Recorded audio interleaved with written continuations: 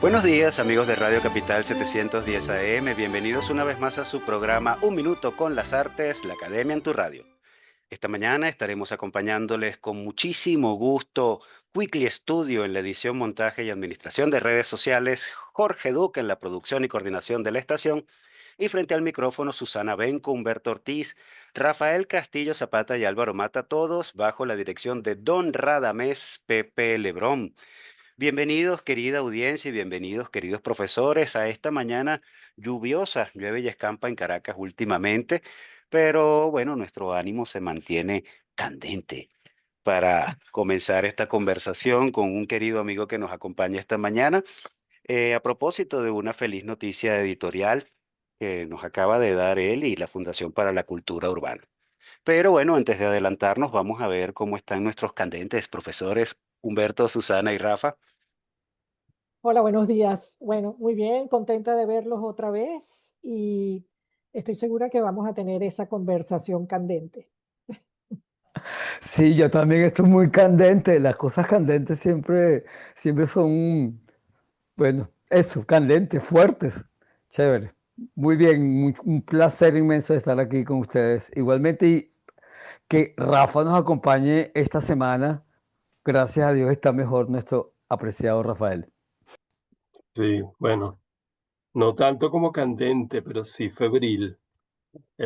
Vengo a este encuentro con mi querido amigo, al que, bueno, ya Álvaro nombrará en su debido momento. Y bueno, muy contentos de, claro, pues, siempre de verlos, a pesar de las penurias, para las cuales nuestro invitado escribió unos salmos hermosísimos. Y bueno, ya tendremos oportunidad de hablar sobre su poesía y sus aforismos. Muy contentos de recibir esta mañana en nuestro programa a nuestro amigo Samuel González Seijas, escritor, poeta, para más señas y profesor. Samuel hizo estudio en la Escuela de Letras de la Universidad Central de Venezuela, de la que es docente actualmente, y también es licenciado en Pedagogía Alternativa por la Universidad Simón Rodríguez. Se ha desempeñado como corrector y editor de periódicos, cuando los periódicos utilizaban ese lujo, que era un buen editor y un buen corrector. Samuel trabajó en Reporte de la Economía, por ejemplo, en Meridiano y en Así es la Noticia. También ha acompañado proyectos y sellos editoriales como Biblioteca Ayacucho, Mondadori, Alfa, Fundación Polar. Samuel es uno de los redactores de las entradas del Diccionario de Historia de Venezuela de la Fundación Polar y también los libros del Nacional, estos trabajos en tanto coordinador editorial. Parte de su obra ha sido publicada en suplementos literarios, Verbigracia y Papel Literario, y hasta la fecha tres son sus libros de poemas: Espesa Marea de 2015, Salmos de la Penuria de 2018 y Colores Planos de 2023. Acaba de publicar Bridas, editado por nuestros amigos de la Fundación para la Cultura Urbana, a quien agradecemos por habernos hecho llegar el libro respectivo. Y bueno, este volumen contiene pensamientos, aforismos, narraciones breves e imágenes poéticas. Claro, estamos hablando de un poeta. Entonces, bueno, démosle la bienvenida a nuestro amigo Samuel González Seijas a Un Minuto con las Artes. Muchas gracias. Buenos días a toda su audiencia. Gracias por la invitación. Encantado de estar aquí. Ya me siento como entrando en las grandes ligas de la difusión cultural venezolana. Eh, pero bueno, nada, con gente tan querida y tan conocida, claro, menos a Susana, que la conozco por sus cosas escritas, por referencia y no tanto en persona, pero bueno, ya eso se saldará en su momento, me imagino yo. Y Humberto, por supuesto, que sí nos hemos visto, pero no hemos entablado todavía una conversación larga. Bueno, esta va a ser la ocasión de esa conversación. Ahí vas a conocer al verdadero Humberto. Eh, Bien, nada, estamos muy contentos, Samuel, de encontrarte por aquí en nuestro programa. Yo voy a hablar hoy espasmódicamente, con la respiración entrecortada, casi como si eh, pronunciara salmos espasmódicos, o quizás también como si entonara pequeños aforismos. Bueno, yo quiero muchísimo a Samuel, de mis primeros alumnos en la Escuela de Letras, quizás de la primera generación o de la segunda. Y bueno, desde entonces ya nos hicimos amigos en esas célebres conversaciones de pasillo que nuestra común maestra María Fernanda Palacio siempre elogia como parte de la cultura de la Escuela de Letras, que quizás lo mejor ocurre fuera del aula, afuera de los pasillos. Y bueno, ahí fue donde se consolidó nuestra amistad, una amistad literaria en principio y una amistad afectiva también de coincidencias existenciales y de vida compartida. Y bueno, nos alegra muchísimo. Yo estoy aquí como la figura de un padre frente al hijo que no tuvo, porque lo quiero tanto como eso. Y lo respeto muchísimo como a un gran hijo. Y nada, aquí estamos para celebrar su escritura y su fidelidad también a la escritura. Y yo personalmente para celebrar ¿cómo podríamos llamarlo? Su honestidad. Es un hombre honesto, sí. Una persona puede decir algo de sí como una virtud importante, más allá de toda otra. La honestidad es uno de los valores más importantes para definir a un hombre de valía. Y bueno, dejo la apología, esta apología íntima que se hace pública. Y bueno, voy a comenzar, como solemos hacer con los poetas que invitamos, leyendo un pequeño poema, un pequeño salmo de su libro maravilloso, Salmos de la Penuria. Y leo este porque es pequeño, porque no me exige demasiada respiración y porque además es contundente. Y es un salmo que nos viene a cuento ahora también, ahora y siempre creo. En el momento en que fue escrito, estaba marcado por una situación existencial colectiva muy fuerte, muy dramática. Y bueno, es la forma que un poeta tiene de enfrentar la realidad. Como decía Hölderlin, la gran pregunta de la modernidad: ¿para qué poetas en tiempos de penuria? Y bueno, los salmos de la penuria responden a esa pregunta. ¿Para qué poetas en tiempos de penuria?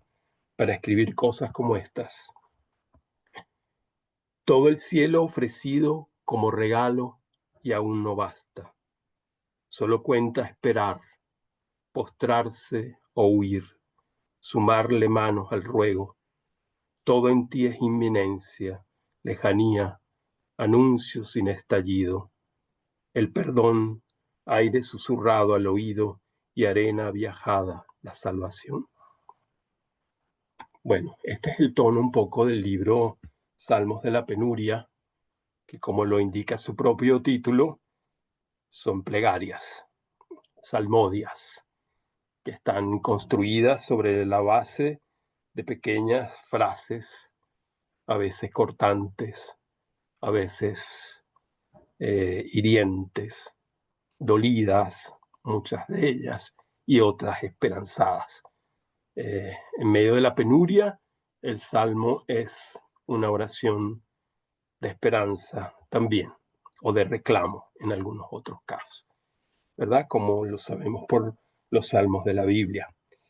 Y este libro está dedicado a la memoria de Eleazar León. Y yo quisiera comenzar nuestra conversación con Samuel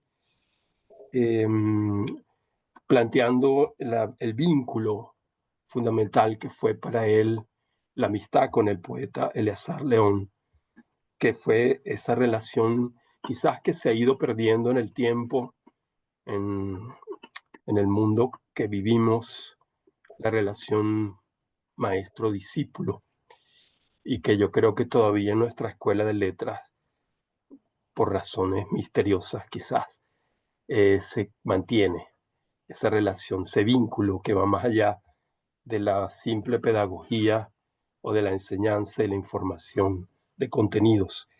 Y aunque Eleazar fue profesor de la Escuela de Letras, y no sé si Samuel fue su alumno en algún curso, él no dirá ahora, de cualquier manera se convirtió para él en un maestro por lo que escribía y por las largas conversaciones que mantuvieron y por las grandes caminatas juntos alrededor no alrededor, sino a través de la ciudad de Caracas, que es también un protagonista secreto de sus libros y de sus aforismos.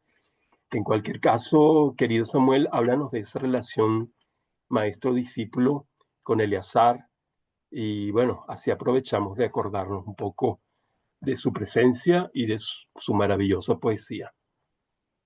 Sí. Bueno, sí tuve la oportunidad de ser su alumno en un curso que él dio sobre la poesía de Vicente Gervasi. Él de vez en cuando él siempre dio el taller de poesía en la escuela, en la programación de la escuela, pero a veces daba cursos de lecturas, creo que lectura dirigida, creo que se llama, ¿no? O se llamaba, no sé si todavía existe, fíjate que no estoy claro, aún siendo profesor allí, no sé si Sí, esas es una lecturas se posibilidad mantienen. abierta. Ah, ok. La puedes ofrecer una lectura dirigida sobre Eleazar León, por ejemplo. Bueno, sería magnífico porque es un poeta que hay que tener siempre en la superficie, a la mano, creo yo. Bueno, a partir de ahí se genera el comienzo de una amistad, pero no demasiado rápido. Por ejemplo, él tendía a hacer amistades y a ser discipulado muy fácilmente. Él era un hombre que se abría muy rápido a los estudiantes que estaban muy ávidos de saber o de leer más. Y él se preocupaba muchísimo en saber qué estabas haciendo tú, te impulsaba muchísimo, querías ver lo que estabas haciendo, escribiendo, y lo hacía con mucho cariño, con mucha conexión íntima. O sea, vamos a decirlo así, el puente típico de lo formal entre alumno-profesor, él lo sabía bajar muchísimo de manera muy elegante, muy culta y muy íntima al mismo tiempo. Ahora yo recordando, ¿no? En esos primeros momentos no fuimos no se dio esto, sino curiosamente en casa de José Pulido, yo no estaba allí, mi padre era amigo de José Pulido, estaban otros periodistas y lo invitan a él.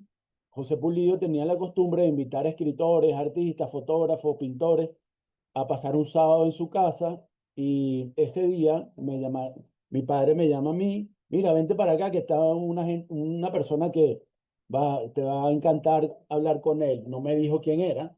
Yo me voy y estaba Eleazar. Y entonces, bueno, la noche avanzó como se podrán imaginar. Todo el mundo fue quedándose derrotado, dormido en los muebles, y los únicos dos que nos quedamos despiertos fuimos Eleazar y yo. Entonces, ahí diría yo que comenzó eso fue en un apartamento en Bellomonte, eh, cerca donde está la Hawaii Kai. No sé si ustedes se ubican por ahí, en una de esas calles internas. Y bueno, tuvimos hasta la mañana, hasta el amanecer hablando. Algo que se volvió costumbre. Yo tenía en ese entonces 21 años y, o sea, eso fue hace 32 años atrás. eh, y bueno, de ahí empezó como esa amistad y ese recorrido entre él y yo, pues, ¿no? Y tú sientes que hay una influencia de su poesía o de su postura frente a la poesía en tu trabajo. Yo diría que, y ahora lo sé mejor que antes, yo diría que él me ayudó a liberar trabas en los términos en que yo me trababa, claro, porque era muy, digámoslo, muy novato, en términos de cómo enfrentar la escritura y cómo no trancarme en aspectos que a veces parecen para el que se está iniciando como muy complicados y resulta que no son tan complicados. Y él me encaminó en verlo. yo también me he preguntado si su poesía me ha influenciado y más allá de saber, por ejemplo, em, en, en lo formal, cómo trabajar ciertas adjetivaciones, ciertas. Creo que no, su influencia no está más allá, sino en el asunto de la intensidad y en el asunto de saber que, por ejemplo, una de las cosas que me enseñó es que un poema te lleva a otro poema y ese te lleva a otro poema y ese te lleva a otro poema. Y él me enseñó a entender, a visualizar, a sentir esa hilación, ¿sí? Porque cuando yo comencé, escribía uno y después pasaba mucho tiempo y no avanzaba. Yo no sabía por qué no avanzaba. Y resulta que la respuesta estaba en el mismo poema. Mm. Y bueno, eso fue lo que, digamos, fui aprendiendo a lo largo de eso, aparte de, por supuesto, un montón de cosas.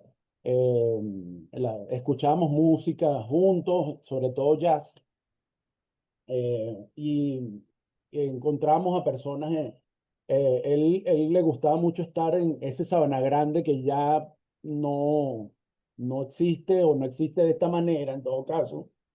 Creo que existe solo para los bailadores de salsa y a los traficantes y esas cosas, que eso nunca se pierde en ninguna ciudad.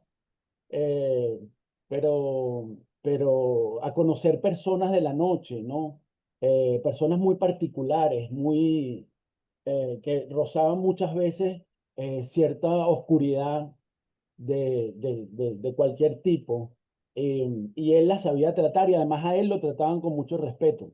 Y eso me llamaba muchísimo la atención, porque no dependía de ninguna gradación académica ni de ninguna, ¿cómo decirlo?, de ninguna jerarquía en términos de profesión, sino había algo en él que despertaba esto en estas personas.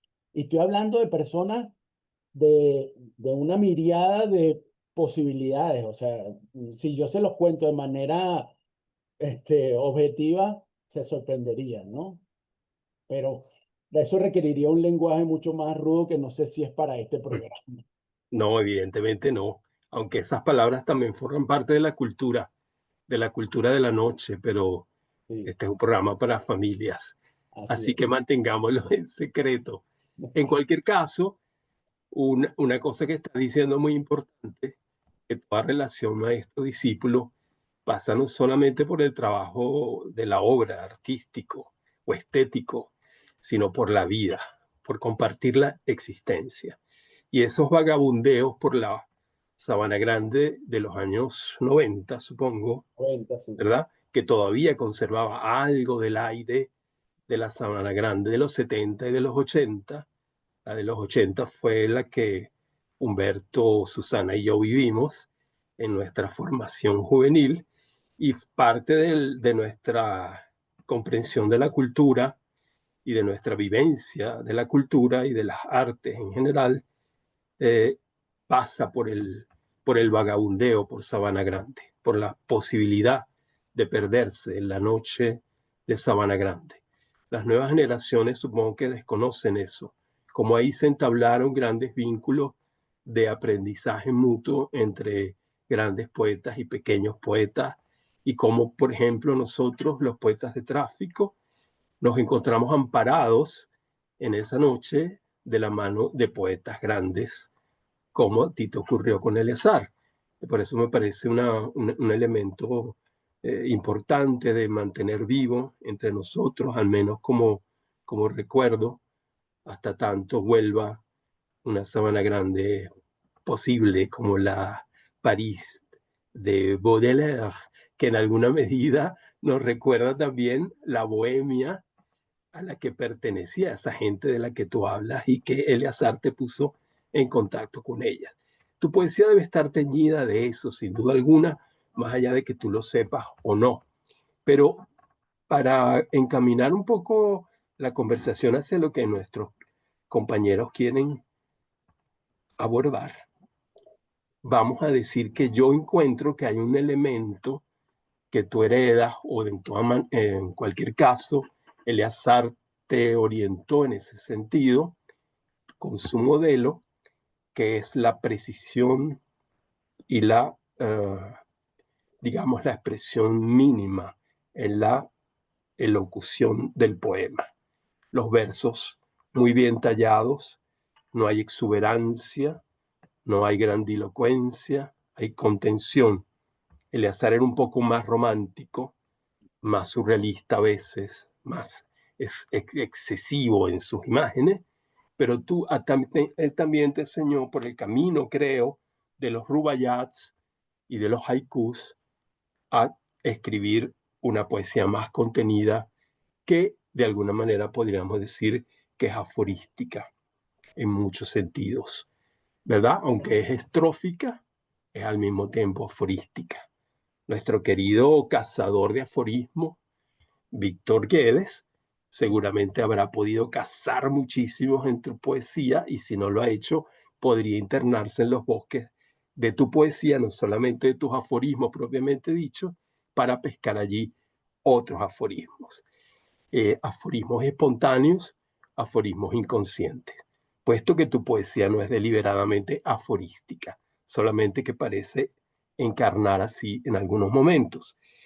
Ahora, yo recuerdo que tú publicaste hace muchísimo tiempo un cuadernito, un librito pequeño, con unas, no sé si eran tercetos, eran cuartetos, ¿cómo se llamó ese libro que no aparece por allí y que sin embargo es tu primer libro realmente? Sí, sí, realmente, bueno, mi primer libro realmente que no fue publicado primero, bueno, sí fue publicado primero, pero no fue sino mucho después de este que estás refiriéndote, es Espesa Marea. Ese libro que tengo aquí, es parte del libro, ajá, em, esas imágenes las empecé a trabajar yo desde los años 90, ¿sí? Y curiosamente, eso era un libro que hubiera podido yo cerrar en los años 90, no pensando como libro, digamos, como un trabajo que hubiera encontrado un cierre, ¿no? Eh, pero en los 90 yo estaba en una situación tan particular, en una tensión entre la que yo podría decirte que al mismo tiempo que quería escribir, al mismo tiempo denostaba de eso, ¿sí? Un poco en esa, una cosa rarísima, porque son fuerzas completamente opuestas, encontradas en uno solo, ¿no? En uno mismo. Y eso me fue quitando mucho tiempo, ¿no? A la par de que yo le daba conscientemente como más prioridad al vivir, a la experiencia, porque, bueno, ¿de qué vas a escribir si no hay algo de dónde sacarlo, ¿no? Entonces, quizás no relegué mucho tiempo eso por esa razón. Ahora, ese librito que te refieres son unos tercetos, ¿sí? Yo escribí alrededor de 280 y luego lo reduje a 160, creo. Y eso está inédito. Eso se cerró en el 2009 y eso está inédito. Y está inédito por una razón. Eh, eh, Porque en principio, eh, en buena medida son tercetos eróticos. Eróticos en el sentido no sexual, en el sentido del deseo amoroso, ¿no? Implican todo lo que el deseo amoroso implica, pero no están apuntados solamente a lo que la gente asocia cuando uno usa la palabra erotismo, ¿no? Eh, Y los y, tienes a mano. a ver, no. Ah, qué lástima. Ni yo Hubieras podido mismo. leer un terceto erótico. Bueno, puede ser que los tenga, a ver, mientras hablamos lo consigo aquí en los documentos de Google. Ok, Eh, pero no te distraigas con eso ajá, y háblanos entonces de la forma breve. ajá. Entonces, ese juego con la forma breve empieza allí, porque, por cierto, eso lo conoció Eleazar de punta a punta, que lo conversaba con él. Yo quería imitar las, los, las cuartetas, mejor dicho, los cuartetos, no de Eleazar, sino de Antonio Machado, Mm, pensando en la forma clásica española de la cuarteta o el cuarteto español de octosílabo, en fin, ese tipo de cosas, sí, de la copla, de la una copla, copla. y él ya había trabajado los haikus, pero yo empecé con un juego que después se me convirtió en un reto. Yo decía, bueno, pero si tenemos la copla y esa forma tan contenida, ¿para qué usar la forma japonesa? ¿Por qué no más bien trabajar sobre la que ya tenemos? Y, y bueno, en ese ir y venir surge el asunto de quitarle, de usar tres, pero pensándolo como si fuera copla. Después me fui dando cuenta que en el mismo juego Machado también jugaba en sus letrillas, en sus villancicos, acortaba todavía mucho más la expresión. Entonces, bueno, empecé a darme cuenta que lo que me interesaba no era tanto la forma en el sentido externo, sino que había algo erótico en el sentido de comprimir para potenciar. Es decir, mientras más obligaba a constreñir, se producía en un segundo plano una potencialización del deseo, una expansión erótica enorme. Y entonces eso fue lo que me gustó y lo que me fue llevando a mantener esa forma. Pero Claro, no fue pensada tanto así como formalmente, digamos, no es que mi objetivo era ese. claro. Bueno, ahorita me hace recordar que Roland Barthes decía que el erotismo está en en el intervalo, es decir, no en la exposición abierta, sino en la insinuación. Y probablemente eso es lo que serían esos tercetos eróticos tuyos, que a la vuelta de este corte quizás nos leas alguno. Okay. Bueno, esperemos que no sean muy subidos de tono, si no se los censuramos. Querido Samuel, queridos profes, vamos a la pausa musical, vamos a escuchar a la gran Mercedes Sosa y al inmortal Gustavo Cerati con Zona de Promesas, un tema de Soda Stereo, los compromisos comerciales de la emisora y continuamos nuestra conversa con Samuel González Seijas. Ya regresamos.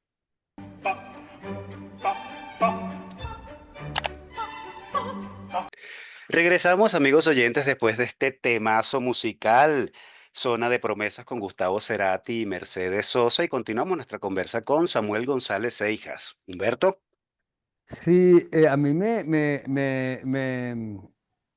llamó la atención y me aclaró muchas cosas lo que tú y Rafael estaban conversando sobre la brevedad del texto, ¿no? El valor de ir precisando en formas cada vez más pequeñas. Y eso está claro en bridas y en globos. Te voy a nombrar las dos cosas como sitios distintos porque me llamó la atención justamente esa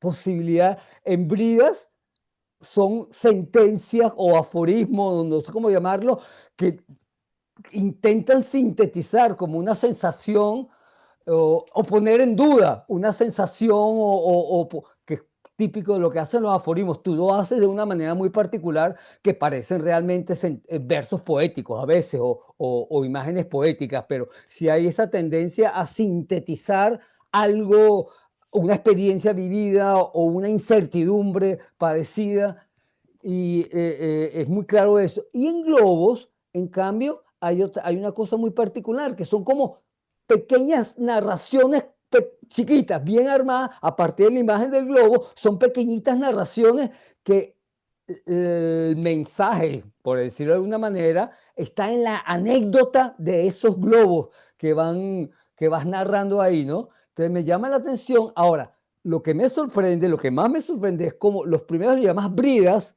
como contenido, como para frenar el lenguaje, supongo, y al otro llamas globos. Y los globos siempre dejan la sensación de que se están a punto de escaparse, a punto de irse, pero siempre están amarrados a algo también.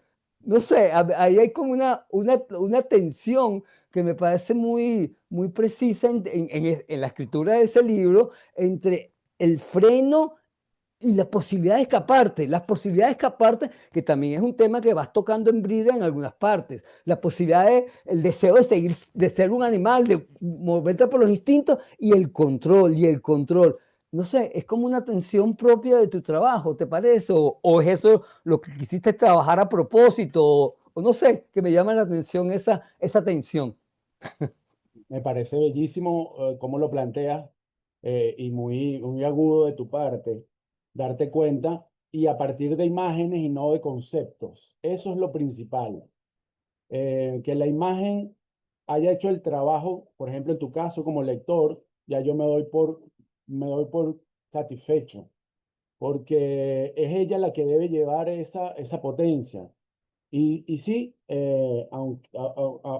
ahora que tú lo dices, también me ayudas a yo perfilarlo mejor también, porque el globo es una continuidad de la brida en otro sentido, en otra vía, pues, ¿no?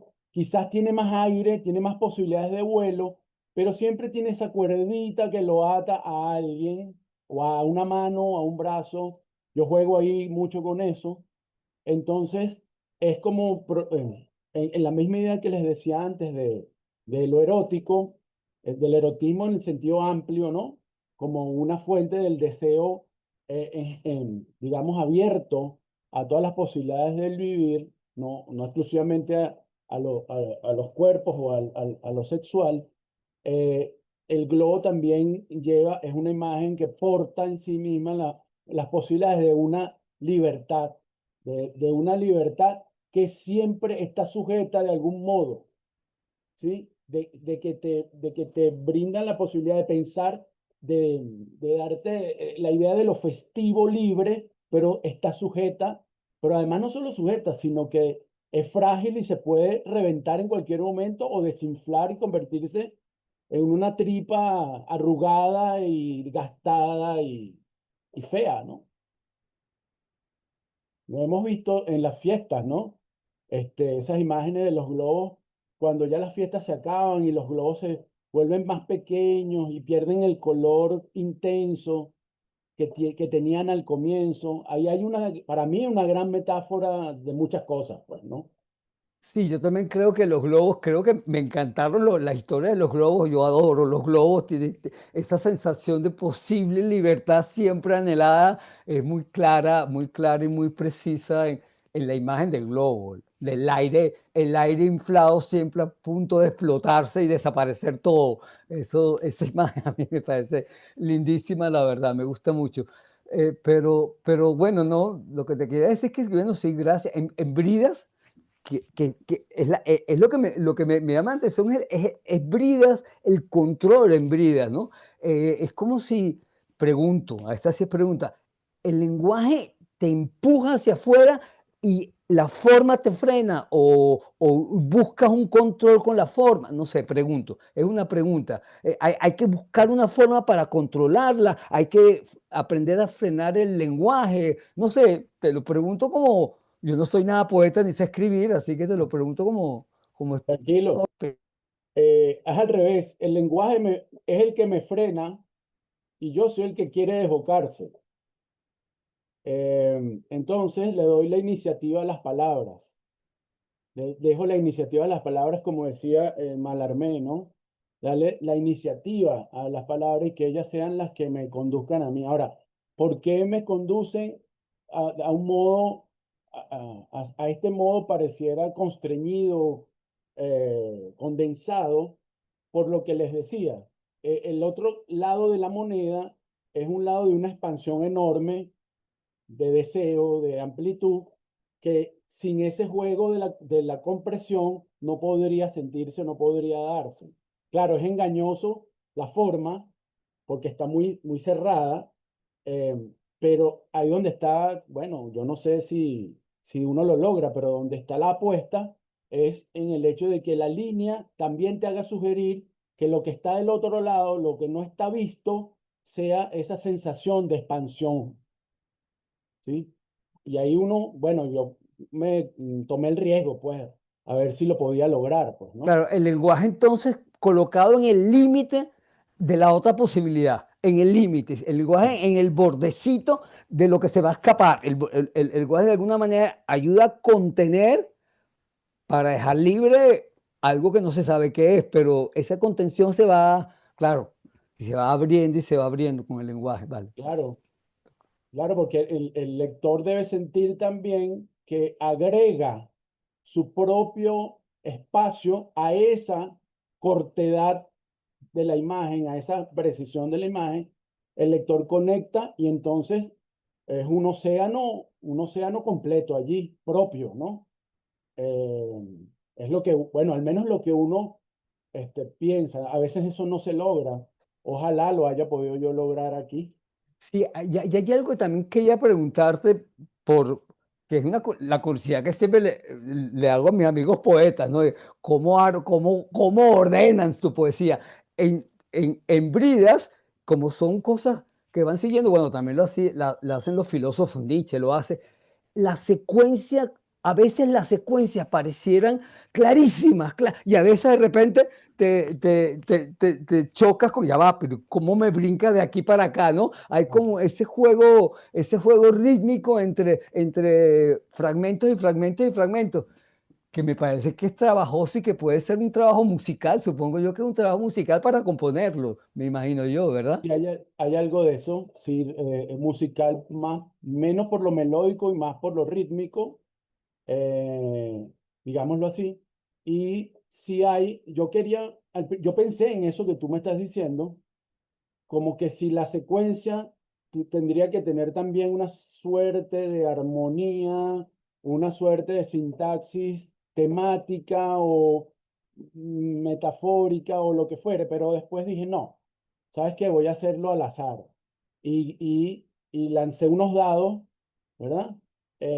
Y fueron apareciendo, no es que están allí en el libro como yo los fui escribiendo, no, sino que están cruzados, ¿no? ¿Y por qué? Porque lo que me di cuenta que quería mantener también esa cosa de la interioridad del que escribe o del que produce algo de esto, es que eh, hay ese centro que está disparado en muchas direcciones siempre, del que está escribiendo, del que está pensando, del que está sintiendo. Es parte también de una sintaxis propia, ¿sí? Que puede ser disruptiva, pero es una disrupción vista desde dentro, no vista desde fuera. Entonces, cuando la disrupción la ves desde adentro, no te parece tal disrupción. O sea, tiene también una forma, ¿sí? Y repito, no es porque yo sea formalista en esto, no es algo que sea mi intención, sino que es algo que va ocurriendo y uno se va dando cuenta al final.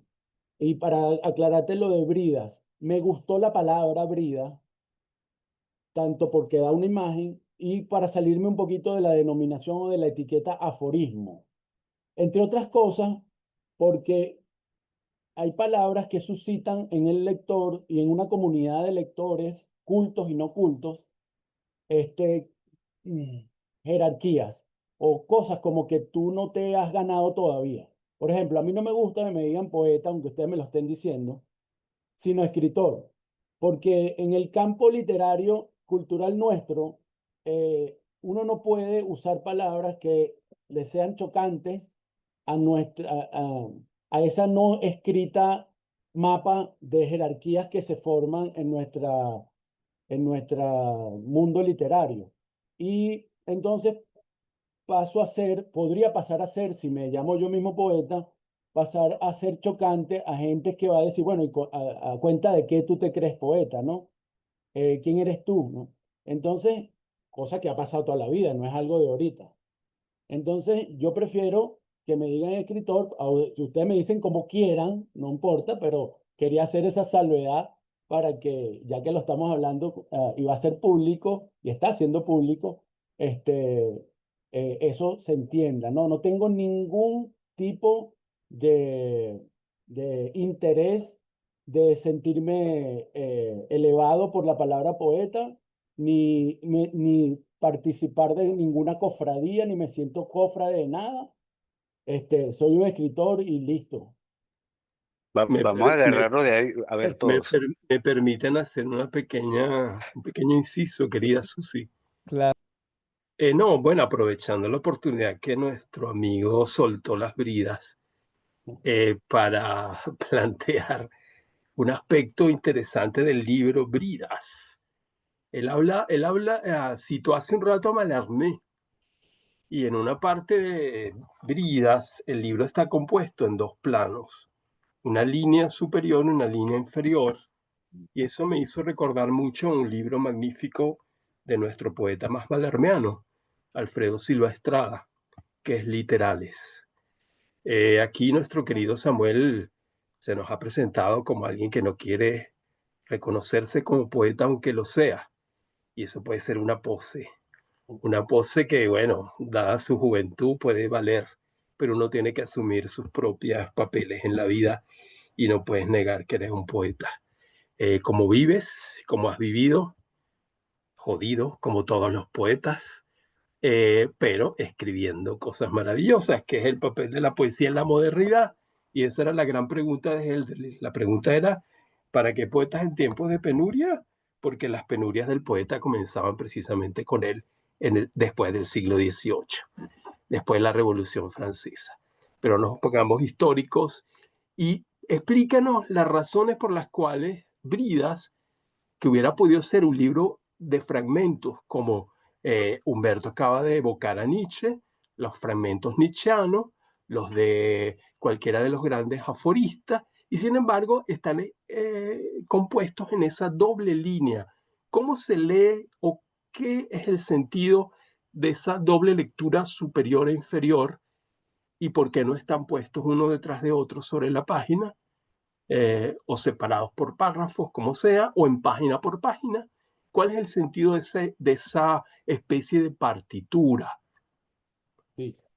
A ver, aquí interviene en ese criterio, el único criterio que les puedo confesar que tuve para esto fue el hecho de pensar como editor. Es decir, si yo ponía, que era, la idea original hubiera sido poner uno por página. Esa era la que me gustaba a mí. Eh, pero como uno es editor, uno sabe que eso cuesta más, son más páginas. Y entonces, cuando tú no te estás pagando tu edición, sino que la estás sometiendo a que otros la hagan, entonces uno tiene que ceder y pensar que cómo hacerle el asunto más económico, más sencillamente llevable en términos productivos a esa editorial. Eso lo hice yo desde cero, ¿no? Y entonces dije, bueno, sí, podrían haber sido 4, podrían haber sido 3, podrían haber sido más, pero si le ponía más, también le quitaba la posibilidad de que en su órbita, porque cada texto genera una órbita, estuviera demasiado cerca de otro, ¿sí? Es como si los planetas, en vez de estar en las órbitas que están, estuvieran muy cerquita uno del otro, entonces no aprecias tampoco bien sus diferencias, ¿no? Entonces, eso tampoco quería caer en eso, ¿no? Claro, es muy malarmeano ese punto de vista, pero también nos hace ver, y es interesante que nuestro auditorio lo tenga en cuenta, que la literatura no solamente la hacen los escritores, que la literatura la hacen también los impresores, los Sí. editores, las condiciones materiales de la producción literaria. En ese sentido, fíjense como una forma poética responde no solamente a los deseos del autor, sino a las necesidades, en este caso, del editor.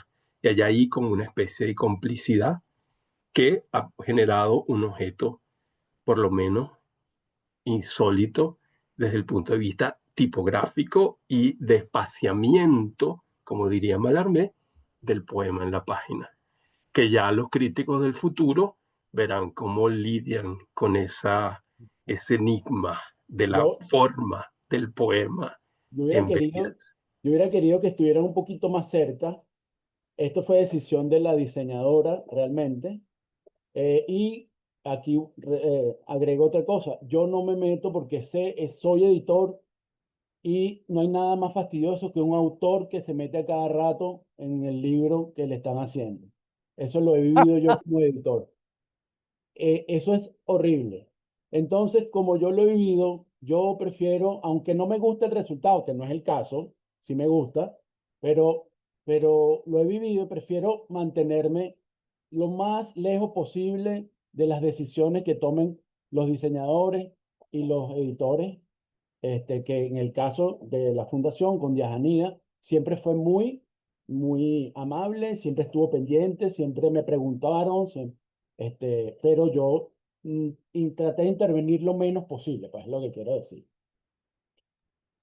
Ahora, Claro, Samuel, estamos hablando de planetas que orbitan. Rafael habló al principio de poetas grandes y poetas pequeños. Estamos hablando, bueno, de tu vínculo con los maestros. Eh, yo quiero que hablemos sobre la presencia de cadenas en este libro en Bridas. Porque bueno, a mí esto me está haciendo eco desde que lo leí, es muy patente. Si bien Cadenas en uno de sus últimos libros se dio a la tarea de hacer las contestaciones, especie de respuestas a, digamos, a aforismos o a frases famosas de personajes de la humanidad, yo siento que hay un juego aquí en tu trabajo similar. A ver, leo un par de aforismos para ejemplificar esto. Samuel escribe en Bridas: sal de ti mismo de vez en cuando. Los recintos largamente ocupados se llenan de un aire viciado y maloliente. Esto inmediatamente a mí me disparó una línea de cadenas cuando él refiere a propósito de la escritura que paró de hacerlo porque era allí donde el azufre del monólogo hacía difícil respirar. Otra, para poner más en claro esto, la frase famosísima de Cadenas, también aforista, no lo hemos señalado. Cadenas anota: sé que si no llego a ser nadie, habré perdido mi vida. Y eso tiene eco en una de las anotaciones de Bridas. Samuel dice: me confío en ser nadie y mi ego se ríe. Aquí, bueno, insisto en lo de las contestaciones o actualizaciones, tal vez de algunas de las propuestas de Cadenas que para nuestra generación siguen siendo santo y seña. Hay también una especie de diálogo, digamos, entre ustedes dos. En este caso, mientras Cadenas apostaba por eliminar el yo, él se dio cuenta que ese trabajo era imposible y también lo resume en una frase maravillosa: yo eliminé el yo. Después de 11 años de estudio profundo, Cadenas llegó a esa conclusión: es imposible. Lo máximo que se puede hacer es mirarlo con miras y aspiraciones a minimizarlo. Pero bueno, en este caso, mientras Cadena apostaba por eliminar el yo, ya tú lo asumes con una naturalidad irónica, sin duda, con una risa burlona ante tamaña pretensión. ¿Qué es lo que pasa aquí? Hay un diálogo intergeneracional. ¿Cuál es tu vínculo con la obra de nuestro poeta mayor, ya que estamos con estas alturas? ¿Y qué otros poetas resuenan en Bridas? Mira, te agradezco muchísimo la pregunta y el comentario. Era necesario decirlo. Y podría decirles ahorita que es parte de una iconoclasia en mí respecto a Cadenas también. Es decir, hay una confrontación y a través de la ironía y quizás del sarcasmo, esa segunda línea sobre todo. Eso de mi ego se ríe. Porque yo siempre he estado y desde que, bueno, queremos a Cadena y lo leemos, que yo lo leo desde muy joven, eh, em, en conflicto con lo que ante otros amigos y en otras ocasiones he llamado el cauterio al que él se sometió en su vida para lograr una expresividad sin máscaras, sin engaños, ¿sí? Yo no estoy de acuerdo con esa posición. eh, yo asumo la máscara. Es decir, yo soy de los que, eh, digamos, estoy a favor de, si es que se puede decir así, entiendo que uno es más bien un muñeco manejado por fuerzas que no puedes dirigir, que no puedes cortar, ¿no? A costa incluso de ese largo cauterio que llamo yo, largo cauterio que se sometió a Cadenas desde que escribe Falsas Maniobras, publica, y 10 o 15 años después publica el siguiente. Ese segundo aforismo, el de mi ego se ríe, es contra él, es precisamente, no como persona, digo, sino frente a eso que él trabajó, ¿sí? Eh, y bueno, y qué bueno que te diste cuenta, ¿no? Y ojalá otros lectores se den cuenta, porque en esa confrontación con tus poetas mayores o con la tradición misma que van formando los poetas, también el juego se hace más enriquecedor, se enriquece mucho más, ¿no? Entras en diálogo con una tradición. Claro, me permiten decir algo. Yo he dicho demasiadas cosas ahora, Menos pero mal es que mi, estabas apocadito hoy, ¿no? estoy apocado, pero mi cerebro funciona perfectamente. Eh, Quiero decir que, bueno, esta entrevista es extraordinaria con todo lo que ha ido saliendo, pero yo siento que Cadenas está presente no solamente como esa contrarréplica a lo aforístico, a esa palabra que usó Samuel, que el propio poeta se aplica así un cauterio, como para cercenar la grandilocuencia original del poeta de una isla o de los cuadernos del destierro, y que luego progresivamente se hace tan contenido, tan embridado, que casi es absolutamente aforístico, ¿verdad? Como en las cosas que están comentando. Pero en medio de tu poesía, uno siempre oye la voz del Cadena, de Memorial, de Intemperie, no tanto de Falsas Maniobras, pero quizás de Memorial en adelante, esa cosa reflexiva en la que, sin embargo, siempre está presente el yo, que es ese yo ramosucreano que aparecía en los cuadernos del destierro y del cual el propio Cadenas, a pesar de toda su metafísica del yo o su misticismo a propósito de evadir la fuerza del ego, que era todo su periodo zen, digamos así, está presente todo el tiempo. Y en tu poesía de Salmos de la Penuria, yo lo encontré muchas veces, esa resonancia, cadena, incluso poemas que podríamos decir que dialogan directamente con poemas de Cadena, y eso me imagino que es un acto reflejo de un gran lector de Cadenas. Simplemente, solo quería decir que no es solamente en los aforismos, sino también en toda su poesía que yo encuentro resonancia. Y bueno, me he robado mucho tiempo.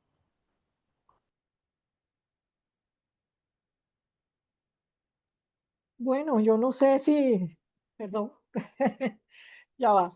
No, tengo que tener los audífonos porque si no, no oigo bien. No sé si es volver atrás, la verdad, porque se han dicho cosas muy interesantes y muy variadas. Y yo lo que quería, digamos, era un poco decir lo que es las relaciones internas que pude yo misma establecer leyendo Bridas, consciente de que hay como dos estamentos o dos partes diferenciadas, pero voy a decir la que más me llamó la atención. Por un lado, hablas del uso de la máscara y yo siento que hay múltiples introspecciones que salen a la luz a través de la forma. Y lo interesante en esas múltiples introspecciones es que hay como un acuerdo, vamos a decir así, de mostrar las contradicciones. Hay situaciones anímicas contradictorias. Hay pasión, pero de pronto hay abismo. O puede haber amor, pero al mismo tiempo indiferencia. Puede haber pasión, sangre, pero al mismo tiempo aprisionamiento. Eh, en fin, creo que es un poco el movimiento de la brida. Contener, dejar soltar. Contener, dejar soltar. Eh, Me llamaron la atención también, no sé si habrá tiempo, pero bueno, voy a permitirme leer unas partes tuyas donde en cierto modo está todo esto que estoy diciendo. Aquí es clarísimo, combino en mí los contrarios, el viento frío, la saliva caliente. También está el dentro, lo de adentro y lo de afuera. Y esa relación interno, externo, en contradicción, además. Luego, vivir una pasión, una bien arrebatada, hasta el umbral de la última puerta. Observar desde esa línea el abismo que se abre a nuestros pies. Todo lo que toques, llénalo de sangre. Y entonces al mismo tiempo viene, cuando te llamen a comparecer por tus errores, deja repicar hasta que se cansen. Entonces, o sea, desgárrate o déjalo pasar, déjalo ir solo. Sal de ti mismo de vez en cuando. Los recintos largamente ocupados se llenan de un aire viciado y maloliente. Pasar la página para enfrentarse con otra, o los minutos caen como lluvia ácida. Es decir, ahí son imágenes muy fuertes, pero al mismo tiempo esa permanente lucha interior entre lo que suelto y lo que contengo me parece maravilloso. A mí, por lo menos es el ritmo que yo sentí en Brida y bueno, es lo que puedo comentar. Sí, no, y te agradezco muchísimo porque como buena mujer le has dado, entraste por el lado de los sentimientos y las pasiones. Y Sí. eso hacía falta porque estos caballeros no me hablan de eso. Entonces, eso está ahí porque ese es la otra fuente de la que emerge la necesidad expresiva de haber hecho esto. ¿Sí? Ujú. Sí. La historia y la confrontación con el otro amado, la otra amada en este caso, eh, las historias, las distancias, los acercamientos, las intensidades, los fracasos, las penas. Bueno, la típica historia humana alrededor de eso, ¿no? Sí. eh, que en mí ha sido muy fuerte y bueno, como en todos, ¿no? Muy particular y muy fuerte y que cobra quizás un, una línea de acompañamiento cuando la expresión se torna, está hecha y elaborada y trabajada para que otros la puedan compartir, hacer la suya, ¿no? Ustedes mismos, tú misma, Susana, y los demás que me están escuchando del otro lado, podrán seguramente conectar sus propias pasiones en su propio registro cuando lean estas líneas, ¿no? Y ver Ujú. dónde encaja o dónde no, o se pelean con ellas, o en fin, ¿no?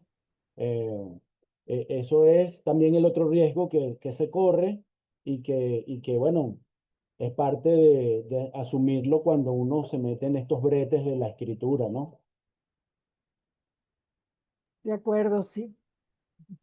Bien, Es así. muchachos, queridos profes, querido Samuel, vamos a salirnos de este brete entonces, el que nos hemos metido esta mañana con esta tremenda conversa con Samuel. Invitamos a nuestro público a comprar en sus librerías de confianza Bridas de Samuel González Seijas, editados por la Fundación para la Cultura Urbana, y bueno, también su poesía, como bien eh, nos señaló Rafa al rescatarla y al mencionarla en nuestro programa. Un gusto haber conversado contigo, querido amigo.